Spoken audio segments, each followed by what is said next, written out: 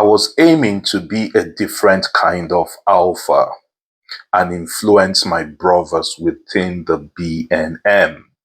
I started reading leadership and motivational books for my own self-development and self-fulfillment. Reading these books made me realize that we could still maintain our core values, remain deadly and fearsome, but do things differently. Wow. I've just read from page 186, paragraph 2 from my intriguing novel, The Protagonist, A Tale of Two Halves, second edition. Welcome to Impacting Humanity in Imperfection. Last time we talked about keeping your eyes on the prize, but today I want to talk about knowing your capacity. I'll start by telling you a story, a personal experience that happened to me many years ago. It was a given cold winter evening. It was bitingly cold, where the cold that numbs your ear. I went out. I had to go out. And when you're going out, you need to be going out for a reason. So I was dry. I drove out, but I realized that my fuel tank was reading reserve. And so it was empty, almost empty. So I had to go into a petrol station reluctantly because I knew I had to come out of the car to pump petrol. So I drove into a petrol station, came out all padded up with my gloves, my ears numb, the hats covering my ears, but it was still cold. So as I came out and I started putting petrol in the car, I must have been putting the petrol for some seconds, and the tank was not, it was still far away from being full. Then rode in a motorcycle guy, all padded up as well. He rode in, went to a pumping machine, took the nozzle, put it into his tank, into the motorcycle, and within 2 seconds, the guy was finished, all pumped up, paid, and he zoomed off, left me standing there, still in the cold. And I said to myself, the thought just crossed my mind at that time. I said, I wish I was that guy right now. And then I heard a voice. We all hear voices, that subtle voice. I heard that subtle voice that I've come to realize as the voice of wisdom, the voice of conscience, the voice of chastisement. And that voice said to me, really? Do you wish you were that chap? That chap has been given the capacity. That's his motorbike. The tank is smaller than your car, your tank. That is his capacity. And he has pumped petrol in there, or diesel, or whatever his motorcycle uses. He has pumped it. He has filled his capacity to his capacity, and he has moved.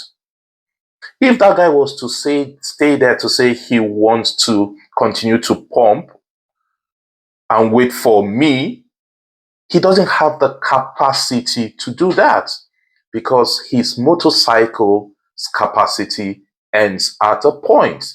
If he was to continue, it would overspill. But I have given you the capacity of the car that the car has. And that capacity would come with its tribulations or issues. But I've also given you the capacity to deal with those issues. So don't say that you wish you were the other chap, because I give people different varying capacities. Wow. I stopped complaining and I carried my cross on that cold and bitter winter afternoon or evening. Yeah. And it taught me some lessons. Like, because again, this series, we're talking about life lessons. Isn't it ironic in life that some of us, we want the glory. We want to be mega rich, mega affluent, mega in everything we do. But we've neglected the capacity to attract what we want to be. God has given us different capacities in life or capability. He has given us different. My capacity will be different from yours. Likewise, my capacity will be different from, say, Tony Elumelu or Dangote and or Warren Buffett and likes. For me to aspire to be like them, I need to work on my capacity so that when it comes, I can handle it. And little wonder we see people with so much wealth, but are still in that mental cage because they don't have the capacity to handle it. I'll tell you a joke. A man walks into a restaurant, what we call Money Miss Road in Nigeria. And he says, "Oh, I've been poor for a very long time. Now, please give me 40 boiled eggs. I want to eat them." Not knowing that he will be doing more harm to his health.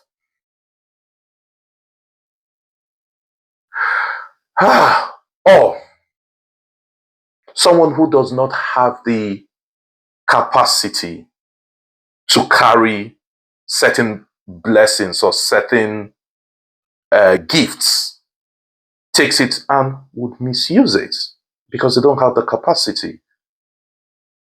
And this series is going to be an interesting one because I'm going to go in different directions, different examples of where we see people abusing things because they don't have the capacity to deal with what they have inherited or what they have acquired, rightfully or wrongfully. So we need to make sure that we are improving our capacity or staying where we are and dealing with what our capacity throws at us. So, ladies, gentlemen, I'll see you next time when we start to, diversify. We start to talk more about knowing your capacity. So continue to join me as we continue to impact humanity in imperfection. Thank you.